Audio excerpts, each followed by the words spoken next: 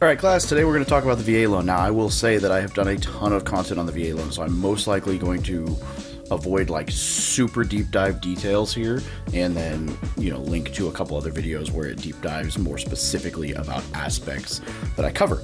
That being said, here's some of the biggest advantages for the VA loan, right? It is zero down, everybody knows that, right? And you can even get up to 4% of the closing costs or the purchase price, 4% of the purchase price covered towards closing costs via seller credit. So that's not a guarantee, but you can negotiate it depending on how hot the market is and how hot the house is that you're trying to buy. It is very possible. Now, then 75% gross rental income. So if there's a triplex or a fourplex and 3 of the units are rented out for $1,000 a month, $3,000, then you can do 75% of that, or $2,250 a month would count towards your debt to income. Now, the lender may require 2 years experience. That's a lender overlay, not a VA guideline. The VA guideline specifically says veteran must have a likelihood to succeed as a landlord. Now, if the lender tells you that, then the runaround is to just say, well, what if I hire a property manager? And if they still aren't going to work with you, then, I'll introduce you to a lender who will. It's very doable, right? That's a very common practice.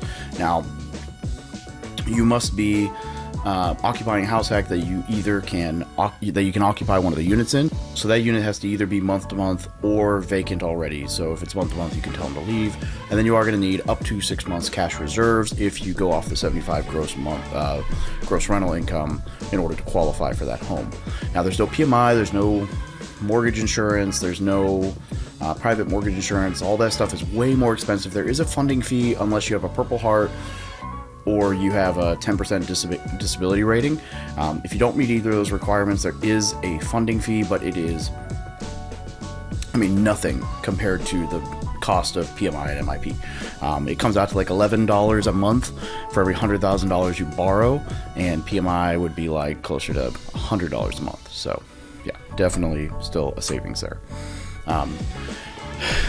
Okay, the restoration of entitlement confuses a lot of people. So bottom line is, if you sell everything, you can restore your entitlement. If you refinance the loans or you still own a home or whatever and you want to restore your current entitlement so that you can go above your county loan limit, then you have to do a one-time restoration. You can only do it once. You can't refinance into another property, restore entitlement, refinance to another property. After that one time, you have to sell everything. Level playing field to do it again. Tenants are great around military. There are always problems, but generally speaking, service members are better than non when it comes to tenants. No limit on the debt to income ratio for the VA loan. What does that mean for you? That means you can qualify for a higher purchase price off of your income than you would be able to on other mortgage products. Yeah, active duty means you're buying your military bases. Now, the credit scores with the VA loan, they don't adjust as frequently on your rate, and so you'll get a better price with the VA loan all the way down to like 641. You'll get the same interest as if you have an 800. Advice on other loans that'll adjust at 740, 680, and then 640. Also, the VA loan is a half a point cheaper on average on multifamily, which is great for this house hacking conversation, right? So credit and interest rates are definitely better situations with the VA loan. Okay, it can be used more than once. We can cover that. We can beat that horse all day, but ultimately it can be used an infinite amount of times if you are, restoring entitlement by selling properties. Otherwise, you've got that one-time restoration. But you can, if you buy $200,000 houses in an area that it costs $800,000 as a county loan limit, you can get 4 loans for that price. So you can still have multiple out without having to do anything with your entitlement. I already covered the hint to your interest rate for multifamily. We'll break the numbers down there for a minute. The renovation loan, you can do a zero down renovation loan. You can also do a zero down construction loan, which is called a one-time close, where you can buy and build with the VA loan. I'm not going to dig super deep into those. I'll link to resources, but ultimately they are programs that exist. A lot of lenders won't do them, and unfortunately they will tell you it doesn't exist rather than telling you other people do it. So if you need an intro to a lender, let me know. The EARL, I'll link to this resource as well, but the interest rate reduction refinance loan is phenomenal for when rates drop. You can just refinance. You don't have to have income anymore or credit score verification or anything. You don't even have to live in the property anymore. You can just utilize the VA IRRRL and drop the interest rate, which is a great hedge when interest rates are going up like they did in this year, last year, 2023. So this is just to show you what your income being $7,200 a month, and that's just a number we came up with. I know that's not everybody's income, but we're just saying, hey, $7,200 a month income. This was examples I got from one of my lenders. For a single family house, you would only qualify for up to $4,600 a month in principal, interest, taxes, and insurance, which is roughly a $600,000 square single family house. In case you haven't guessed, this lender's in San Diego. For a duplex, if you brought in $7,200 and you assume $2,600 market rents, which means $1,950 would go towards your debt to income after the 25% deduction, so 75% of gross monthly rents, then that means you could qualify for up to $5,223 principal, interest, tax, and insurance, which would qualify for you for an $800,000 duplex. Triplex, assuming that you're getting $5,000 in market rents, same math, 75%, $3,750. Means that you would be able to qualify for up to $6,530 principal, interest, taxes, and insurance. And again, the way that we're getting to that is your $7,200 plus that $3,750, which is 75% of the rents you would be expected to be receiving, means you could qualify for a 3-unit for $1 million, whereas with 4-unit up to 4.2. So that's assuming $8,500 in market rents, and then so this is just the math breaking down. So in theory, or in essence, single family house, you could qualify for less than $5,000 a month in mortgage. Fourplex, over $9,000. So there's a big spread there. Almost double the house. In fact, double the house value based on income and market rents. So that's the power of using 75% of the gross market rents towards your debt to income. And that's just one of the reasons the VA loan is amazing. Now, I'm going to link down below to some of these resources so that you can get much deeper, detailed deep dives in whichever of those topics that you would like. So hopefully this helps, and I hope you have a great day. All right, some interesting or maybe just plain boring things that make house hacking easier for service members and vets, right? VA loan. Now, we have dug into this pretty deeply, especially if you watch the additional content that I've provided there. But the VA loan is the best primary residence mortgage in existence in the world, and it will absolutely make this strategy easier for you than it is for anyone else. Now, BAH, if you're still active duty or reserves or whatever, and you're getting that housing allowance, then BAH is an incredible advantage for you with the VA loan or with house hacking, because you're getting paid a tax exempt amount of money every month solely to put into housing, and then you can just save it, which is awesome. Frequently relocations, this allows you to buy house hacks in multiple locations over the years.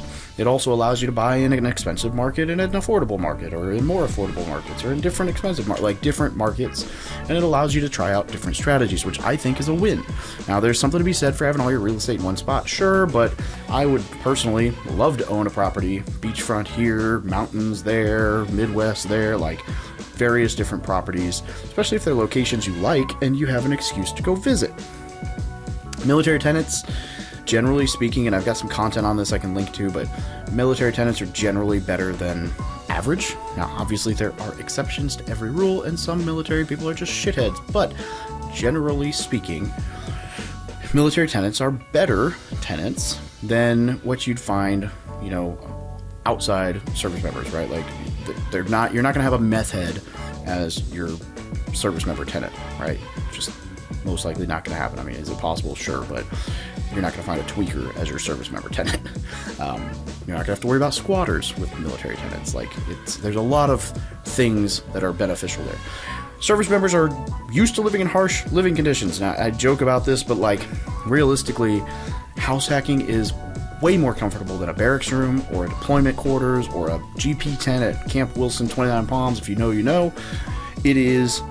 We are okay with a little bit of discomfort to advance our financial position in life, and I think that is a huge advantage for service members, because house hacking is not always the most luxurious thing in the world. Still a great option.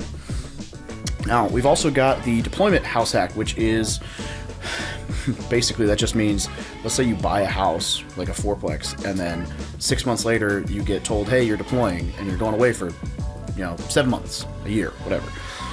If you move all of your stuff into storage, go on that deployment for a year, and you come back, you are now able to buy another house, or you could live somewhere else and still leave all 4 units of that rented, because there's nothing that says you have to leave the fourplex 4th unit vacant while you're deployed. You can just either move all your stuff into storage, rent the whole thing out for the time you're going to be gone, and then move back, have that tenant's lease expire, move them out, and move into the property again. Or you could, if it's been a year or whatever, just use it as a time to house hack again, or, you know, crash somewhere else for a reasonable price while the fourplex is cash flowing. So it affords you some opportunities there. Section 121 is a exclusion in the tax code that allows, basically it says, and I will link to the video from Dan Huffman where he went way detailed in on this, but essentially, if you lived in a property for 24 cumulative months, within 5 years, you are exempt from capital gains tax up to $250,000 as a single person, or $500,000 as a married couple. If you are active duty when you buy the house and still in the military when you sell the house, that's actually for 24 months cumulative out of 15 years. So you have a 10-year additional buffer for you to be able to reap those tax benefits because you're military, and it might not have been your choice to move out of the house. And so that actually is huge. One of my buddies, I won't name him, but he's actually a war room member, bought a house in downtown San Diego in 2014, sold it in 2022, and his capital gains was $517,000, and he was tax exempt on $500 and paid capital gains tax on the remaining like $17,000. His tax bill would have been 6 figures higher had that not been in existence, and it had been outside the 5-year window. So the only reason he was still able to do this was because he was still a service member. So that is a huge benefit for service members and veterans.